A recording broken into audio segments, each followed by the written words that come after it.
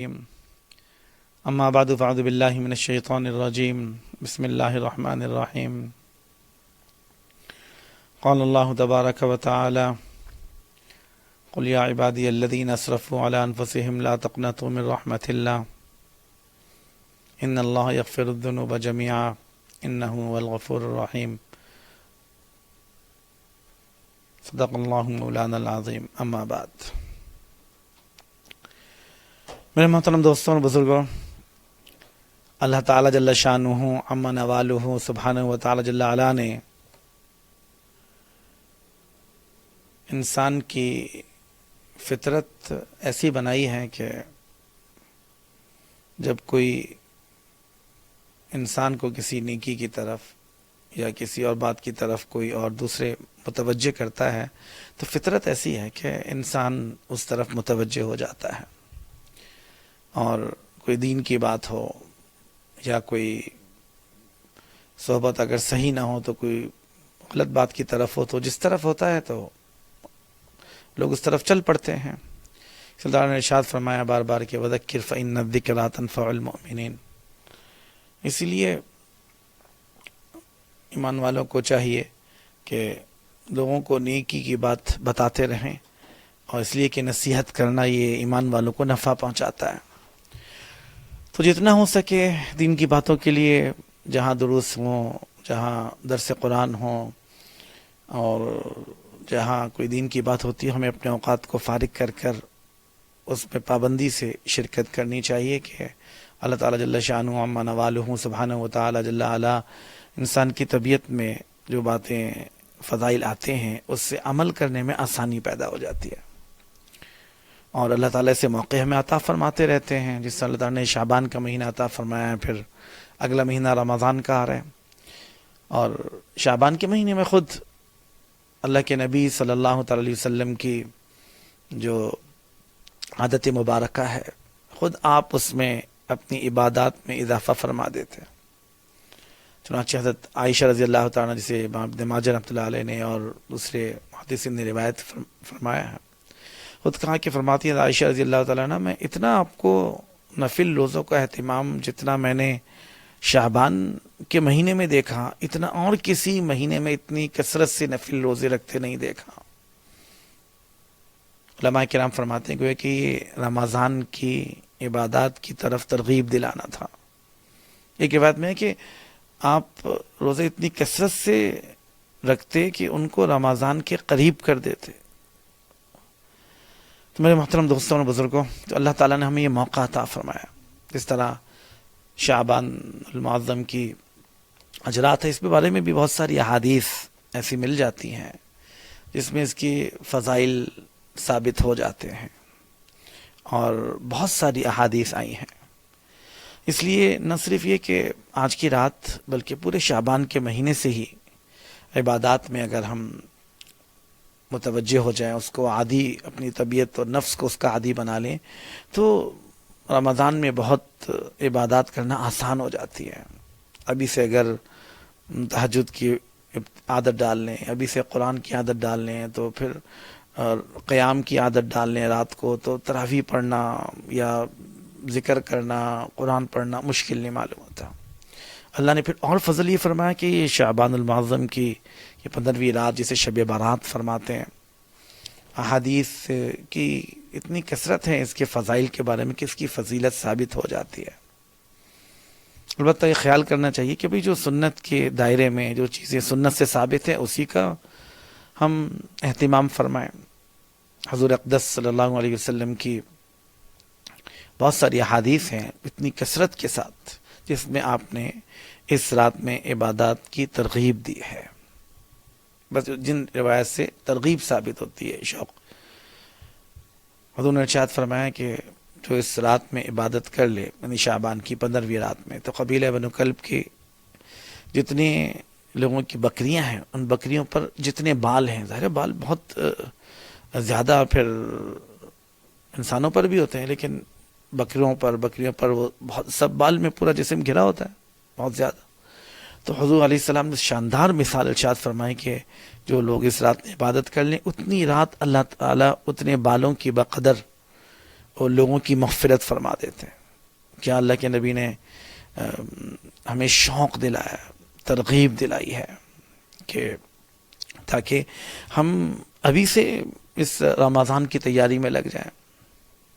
اور اللہ نے کوئی ایسی ترتیب ایسی بنائی کہ ایک دم عین وسط مہینے میں ہے کہ بھئی 15 دن سے پہلے ہونا تو شعبان سے ہی ہونا چاہیے. اس طرح اللہ کے نبی علیہ السلام کے روزے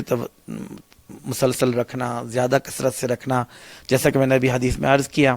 لیکن 15ویں شب میں تو چلو بھئی اب تو نہیں رکھ سکے تو اب متوجہ ہو جاؤ, اب تو اپنے آپ کو اس کے لیے تیار کر لو.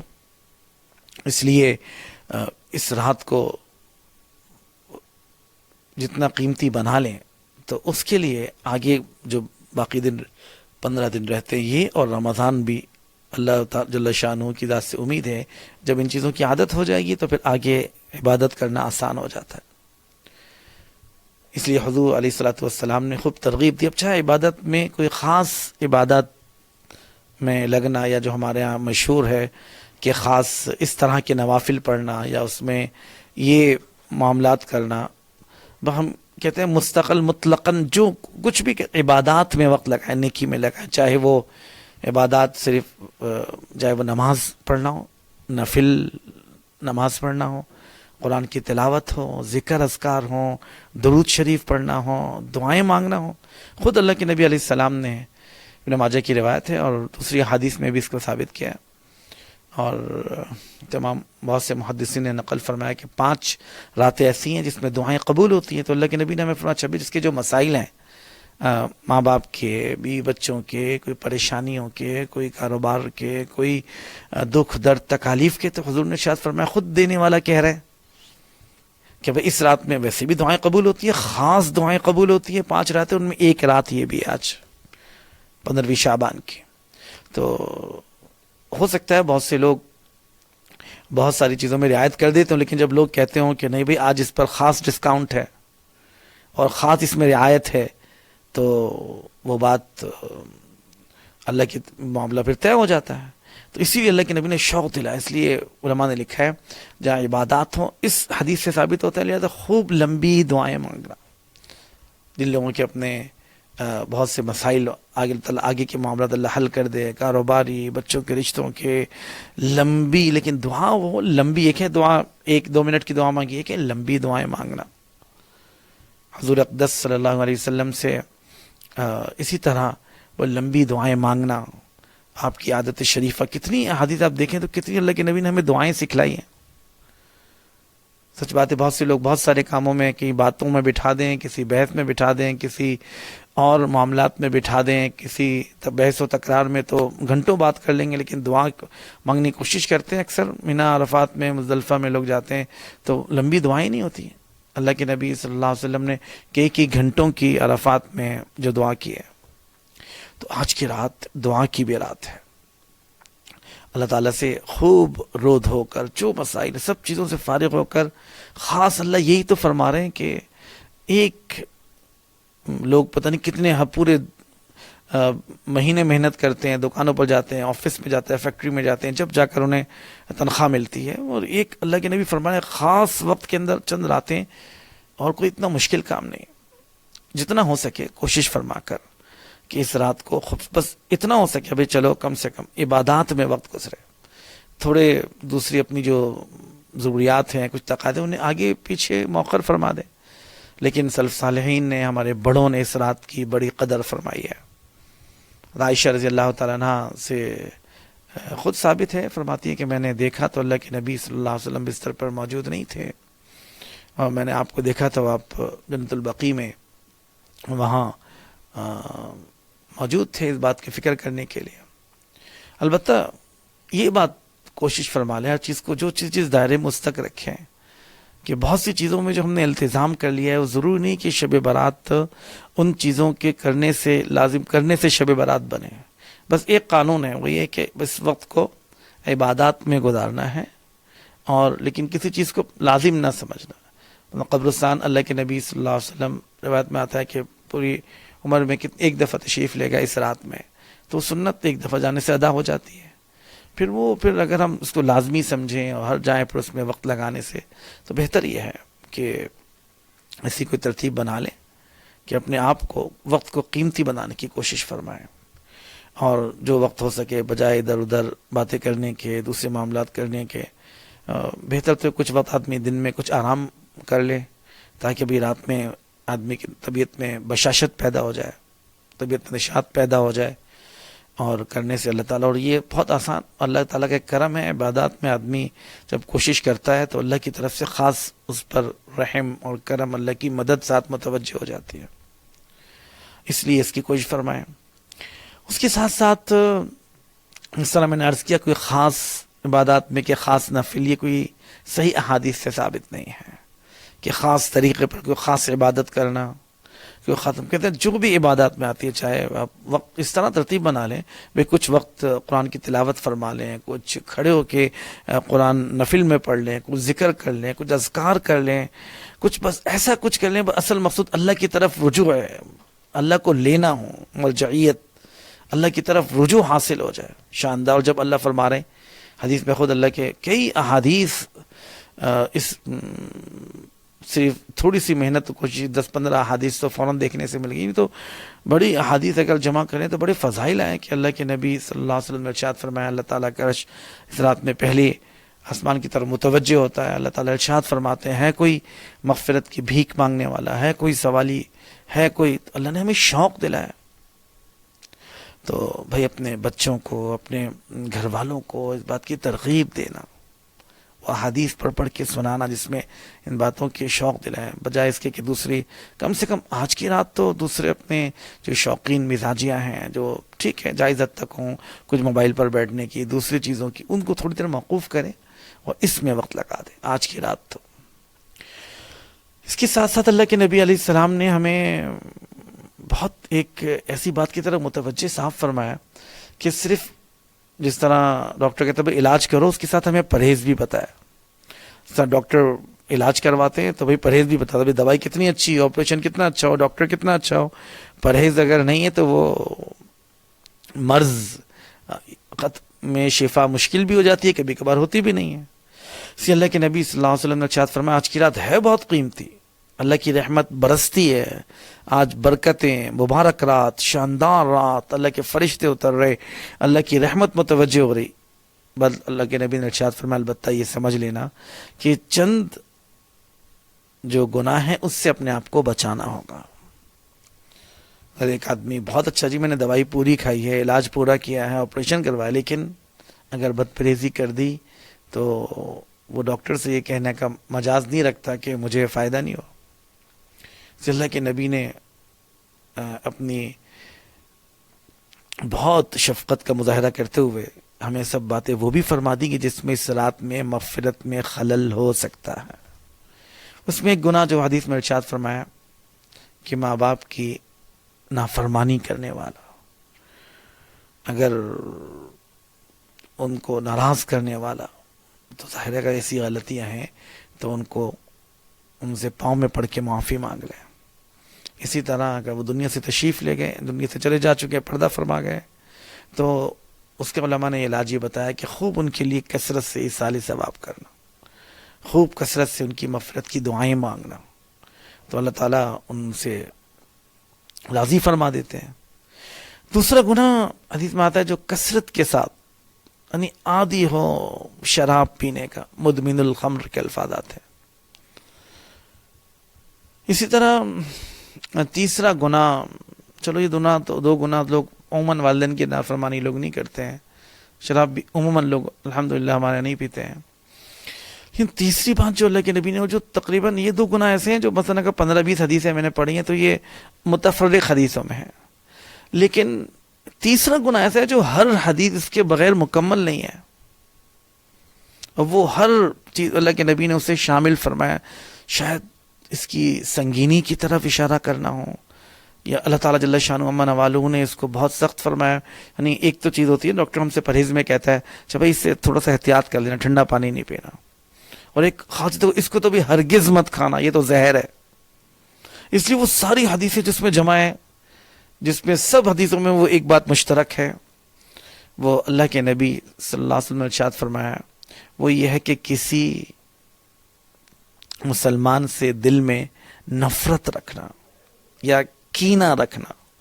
یا بغض رکھنا. کینہ اور بغض اسے نفرت جسے کہتے ہیں, جس سے ایک دفعہ لڑائی ہوئی, فرمان مثال دی. یہ نہیں فرمایا کہ, حالانکہ اللہ کے نبی نے دوسری حدیث میں یہ بھی فرمایا جو رشتہ داری سے توڑنے والا ہو, تعلق الگ ہے اور رشتہ ناتا توڑنا ایک الگ چیز ہے, وہ بھی شامل ہے. لیکن آپ نے الگ سے صاف فرمایا, دیکھو رشتہ ناتا توڑنا الگ ہے, توڑ دیا بٹ ٹھیک ہے, سال 2 سال سے کسی گھر میں نہیں جا رہے, سالوں سے بہنوئیوں سے, ٹھیک ہے. لیکن آپ نے صاف ارشاد فرمایا وہ جو کینہ رکھتا ہو, نفرت کرتا ہو, یعنی جو علماء نے اس کی جو ہمارے ہاں مثال بنتی ہے یا ترجمہ فرمایا یا کہا ہے کہ جو کسی سے بدلہ لینے کی تاک میں ہو, جس کے دل میں انتقام کی آگ بھڑکتی رہتی ہو. اور اللہ کی شان یہ حدیث اس گناہ سے بچنے کے لیے صرف اس میں نہیں ہے, شب قدر میں بھی یہ حدیث ہے. عرفہ کے میدان میں مغفرت سب کی ہو جاتی ہے, کینہ پرور کی نہیں ہوتی. ہم کینہ کا لفظ بعض اوقات سمجھ میں نہیں آتا, ایک مشکل لفظ ہے جس کو اگر ہم چکے اردو ویسی ہم لوگوں کی کمزور ہو گئی ہے اور اسے سمجھنا مشکل, یعنی جسے کوئی موقع ملے کہیں تو وہ کوئی آدمی جس طرح ہوتا ہے کہ وہ ڈنک مارنے سے باز نہ ہے. لڑائی 10 سال پہلے ہوئی تھی, 15 سال پہلے ہوئی تھی, یا کوئی ایک جملہ ایسا کسی کا لگ گیا جو دل پہ لگا, تو اس کا انتقام 10 سال بعد بھی, 10 دن بعد بھی کہیں بیٹھ کر نفرت لینے کے لیے تیار بیٹھا رہا. اس بیچارے کو پتہ بھی نہیں اور معلوم جو معاملہ ہوا, لیکن نفرت دل میں جس کی بٹھائی ہو, کینہ جس میں ہم کہتے ہیں کہ اسے کہتے ہیں کہ جو بدلہ لینے کا کوئی موقع ہاتھ سے نہیں جانے دے. جیسے شکاری اپنے گھات میں رکھ کر بھئی کسی وقت بالکل چوکنا ہو کے بیٹھتا ہے, ادھر کچھ ہوا فوراً, اس طرح کسی کے سامنے کوئی غلطی آئے وہ اس حدیث میں شامل ہے. آج کی اگرچہ اللہ کے نبی کا ہی یہ حدیث سے معلوم ہوتا ہے, میں نے عرض کیا, اور اللہ کے نبی صلی اللہ علیہ وسلم کے الفاظ باقاعدہ حدیث موجود ہیں, اللہ کر کے آپ نے مستثنا کیا, چاہے آپ نماز پڑھ لیں چاہے قرآن پڑھ لیں, لیکن پہلے توبہ شرط ہے, وہ بھی اس گناہ سے. یہ میں نے آپ سے عرض کیا شراب پینے والے بہت کم ہوتے ہوں گے, اور اسی طرح سود لینے والے کم ہوتے ہوں گے, اسی طرح اور گناہ کرنے والے کم ہوتے ہوں گے, لیکن یہ نفرت, لڑائی جو بیٹھ گئی دل سے, کسی کی نفرت نہ نکلے, یہ اللہ کے نبی نے, میں نے عرض کیا صرف آج کی رات کے بارے میں نہیں, رمضان میں, شب قدر میں, اور عرفہ جیسے خاص حج کے وہاں تک اللہ کے نبی نے فرمایا کہ دل کو صاف رکھو. یہ ایک مشکل کام ہے. حالانکہ ایک دوسری حدیث میں آپ نے فرما دیا تھا کہ جو رشتہ داروں سے قطع تعلق کرنے والا نہیں, قطع تعلق الگ ہے, دوسرے کی نفرت, انتقام کی آگ بڑھتی رہتی ہے, اس کے نام آنے سے نفرت ہوتی ہو, اس کا نام یہاں محفل میں کیوں آیا, یا کوئی کسی جگہ بیٹھے ہوں تو اس کی کوئی برائی ہوتی تو اس سے علماء خوش ہو جائے, دیکھا میرے دشمن کی ہو جائے. یہ خوبی تو, بلکہ وہ یہ برائی تو کافروں کے اللہ نے قرآن میں بیان فرمائی کہ جب کوئی آپ کو اچھائی پہنچتی ہے, کوئی مسلمانوں کو فتح ہو جاتی ہے, ان تصب حسنات تسؤہم ان تصبکم سیئۃ یفرحوا بہا, اور جب کوئی آپ کو شکست ہو جاتی مسلمانوں کو, یا آپ کو کوئی نقصان ہوتا ہے تو یہ خوش ہوتے ہیں اور کہتے تھے ہمارے دشمنوں کو نقصان پہنچا. ایک دفعہ اللہ کے نبی صلی اللہ علیہ وسلم کے پاس حدیث میں آتا ہے کچھ لوگ آئے کسی قبیلے کے, تو آپ نے ان سے پوچھا بھئی تمہارے بڑوں میں کیا عادتیں تھیں. انہوں نے بہت سی عادتیں گنوائیں. ان میں ایک بات یہ بھی فرمائی کہ ہم نے کبھی اپنے دشمنوں کی شکست پر بھی کبھی خوشی نہیں منائی. ٹھیک ہے ہمارا لڑائی جھگڑا تم سے الگ ہے, لیکن اس وجہ سے بھئی چلو ہمارا دشمن تھا, کچھ نہیں, کسی اور دشمن نے بھی, یعنی بغض, حسد جسے کہتے ہیں نا, جلنا دوسرے سے, کینہ رکھنا, وہی اس لیے حسد کو اتنی اسی سے پیدا ہوتا. جب یہ نفرت کی آگ پیدا ہوگی تو دیکھیں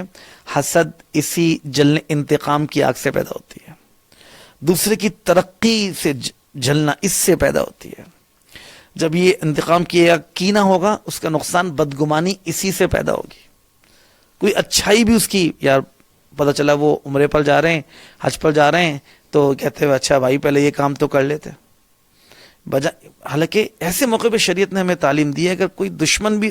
تمہارے مقابلے پر یا تمہارے کسی انصاف میں بیٹھ جاؤ, پنچایت میں بیٹھ جاؤ, کسی کام کے لیے آؤ, تو حق کی بات کرو, اپنی دشمنی مت نکالو. قرآن نے کہا ہے کئی جگہ اس کو, یا ایھا الذین آمنوا کونوا قوامین بالقسط شہداء للہ ولو علی انفسکم او الوالدین والاقربین. یہ مت، بلکہ یہاں قرآن کہ اگر وہ غریب ہیں تو ان کا مت دو، یہاں چلو غریب کا ساتھ دے دوں، امیر کے پاس تو پیسہ ہے نہیں. صحیح فیصلہ کرو، اس لیے کہ یہ ایسے جراثیم ہیں کہ اس جراثیم کی وجہ سے حسد پیدا ہوتا ہے، اس کی وجہ سے بدگمانی پیدا ہوتی ہے، اس کی وجہ سے دوسرے سے دوسری چیزیں پیدا ہوتی ہیں. کینہ، جسے لوگ تو اس مسئلے کو سمجھتے نہیں ہیں، لیکن یہ کینہ خطرناک ترین کام ہے. اس لیے اللہ کے نبی صلی اللہ علیہ وسلم میں حیران رہ گیا کہ آپ اور کوئی بہت سی باتیں جتنی احادیث آئی ہیں اس میں یہ لفظ ضرور ملتا ہے، شہنا جسے کہا. سب ہو جائے نہیں بھائی، شاہ جس کے اندر کینہ پایا جاتا ہو. اس لیے آج کی رات میں اللہ کے نبی صلی اللہ علیہ وسلم نے اس سے ہمیں روکا ہے. اور خود اللہ کے نبی صلی اللہ علیہ وسلم جس سے ملتے تو لوگوں نے، کافروں نے کتنی تکلیفیں پہنچائیں اور کتنے دکھ پہنچائے اور کتنی پریشانیاں اور کتنے دکھ تکلیف میں یعنی حد کر دی دشمنیاں نکالنے میں. لیکن اللہ کے نبی صلی اللہ علیہ وسلم جب فتح مکہ میں داخل ہو رہے تھے تو کوئی کسی کے ساتھ انتقامی کوئی جذبہ نہ رکھا، سب کو معاف کر دیا. وہ کرتا ہوں جو یوسف علیہ السلام نے اپنے بھائیوں کے ساتھ کیا. وہ ان اللہ یأمرکم ان تؤدوا الامانات الی اہلہا کے ساتھ، بلکہ یعنی ایسے دل کو جو واقعہ لکھا ہے نمان حضرت تو عثمان بن طلحہ کا رضی اللہ تعالیٰ عنہ کو، جو حضور صلی اللہ علیہ وسلم کو نے چابی مانگی تھی اور کعبہ میں نہیں جانے دیا تھا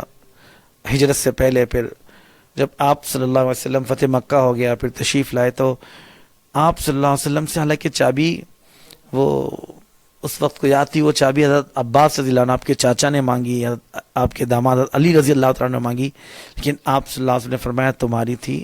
تمہارے دل کو تکلیف ہوگی. کوئی، حالانکہ آپ کو انہوں نے جب حضور علیہ السلام نے مانگی تھی وہ چابی نہیں دی تھی، تو حضور صلی اللہ علیہ وسلم نے بلکہ یہ بھی فرمایا کہ تلک خالدۃ مخلدۃ. عجیب الفاظ ہیں، صرف تمہیں نہیں دے رہا، تمہاری نسلوں کو دے رہا ہوں، قیامت تک تمہارے پاس رہے گی. اور ایک حدیث میں یہ ہے کہ جو تم سے لے گا چھینے گا تمہاری مرضی کے بغیر، وہ ظالم شمار ہوگا. ان لوگوں کے ساتھ دل کو مشکل ترین کام ہے. بعض اوقات نفل پڑھنا، نماز پڑھنا، روزہ رکھنا، زکوٰۃ دینا، حج کرنا یہ آسانی سے ہو جاتے ہیں، لیکن شاید یہ کام آسانی سے نہیں ہوتا. اس لیے اللہ کے نبی صلی اللہ علیہ وسلم کو معلوم تھا کہ اس لیے اللہ کے نبی نے تمام احادیث میں اس کو سر فہرست رکھا اور اس کو بیان فرمایا کہ دل کو کینہ سے، بغض، نفرت سے صاف رکھنا. یہ بہت ہوتا ہے کہ آدمی کو کسی کو نقصان پہنچا ہوا ہے تو اس کو نکالنے کے لیے ہمہ وقت تیار رہے، وہ اس کی برائی کرنے کے لیے، کسی کام کرنے کے لیے، گناہ بے لذت میں لگنا جسے کہتے ہیں. اس لیے بھائی آج کی رات میں یہ اللہ کے نبی صلی اللہ علیہ وسلم نے ہمیں ان باتوں کی طرف متوجہ فرمایا. باقی جتنی ہو سکے عبادات آدمی کوشش فرمائیں کہ اللہ کی طرف رجوع کر آنسو بہا کر، بس کسی طرح مقصد ہو اللہ مل جائے، اللہ سے تقرب حاصل ہو جائے، قرب حاصل ہو جائے. اور ایسی اللہ تعالیٰ کے ذریعے جتنا ہو سکے، جو میں نے آپ سے عرض کیا کہ جو عبادات آپ کر سکتے ہیں وہ آپ کی مرضی ہے، چاہے وہ ذکر کریں، چاہے دعا کریں، چاہے نفل پڑھیں، کہ خاص عبادات کہ جب تک یہ نہیں کریں گے نہیں ہوگا، یہ مناسب بات نہیں. اسی طرح پھر دوسری چیزوں میں لگ جانا، جو خرافات دوسری شروع ہو گئیں کہ خاص قسم کا کوئی کھانا پکانا یا یہ دوسرے جو شور شرابے کے کام یا یہ پٹاخے وغیرہ دوسری چیزیں، آتش بازی سے، ان چیزوں سے بچنا چاہیے. ہماری رات شاندار، جاندار، زوردار، خوبصورت بن جائے. اور شیخ عبد القادر جیلانی رحمۃ اللہ نے لکھا ہے، اور بھی کئی ہمارے اکابرین نے، جس کی رات شاندار ہو جاتی ہے اس کے لیے اللہ تعالی رمضان کو عبادات کرنا آسان فرما دیتے. تو خود اللہ کے نبی علیہ الصلوۃ والسلام نے ہمیں ان باتوں کی طرف متوجہ فرمایا. بہرحال درخواست یہ ہے کہ آج کی رات ہے، اپنی دوسری مصروفیات کو ترک کر وہ سب چیزوں کو چھوڑ کر، وہ اللہ نے ہمارے یہاں بڑا اچھا الحمدللہ ہند پاک ماحول بنایا ہوا ہے کہ ہر آدمی اس ماحول میں ہو جاتے ہیں. گھر کی ایک شان بدل جائے، ایک عادت بدل جائے، اور بس کہ بھئی آج اللہ تعالیٰ سے گناہوں سے معافی مانگنے کی رات، یہ برات کیسے ہی ہیں، برات ہو جائے، اللہ کی طرف رجوع کر کر ان باتوں کی طرف لگنا، اس کی کوشش فرما لیں. کیا اچھا ہو جائے کہ روزے سارے ہی رکھ لیں، 13 14 15 ہی رکھ لیں، اور آخر اس کے بعد بھی رکھ لیں، پیر جمعرات کی بھی عادت ڈالیں. ایک بہت بڑی ایک جو ہمارے ایک سنت میں کمی آئی ہے وہ نفل روزوں کا چھٹ جانا ہے، اور جب نفل روزے چھٹ جاتے ہیں تو فرض مشکل ہو جاتا ہے. اس لیے نفل روزوں میں کی طرف بڑھانے کی کوشش فرمائیں. ویسے بھی ہر پیر جمعرات کو اللہ کے نبی صلی اللہ تعالی وسلم روزہ رکھتے تھے، ہر مہینہ ایام 20 کے 13 14 15 رکھتے تھے. اس کی بھی عادت ہونی چاہیے. باقی جتنا ہو سکے میں نے عرض کیا کہ ایسا فرما لیں کہ بس لوگوں کو معاف کر کر، دوسری چیزیں کر کر، اور ان کے لیے خیر خواہی کے جذبے کے ساتھ رکھیں گے. امید ہے کہ انشاءاللہ یہ رات شاندار بن جائے گی. بہرحال رات کا کوئی حصہ، کوئی لمحہ ضائع نہ ہو. اللہ تعالیٰ بھی سب کو کہنے سننے سے کروڑوں گنا زیادہ عمل کی توفیق عطا فرمائے.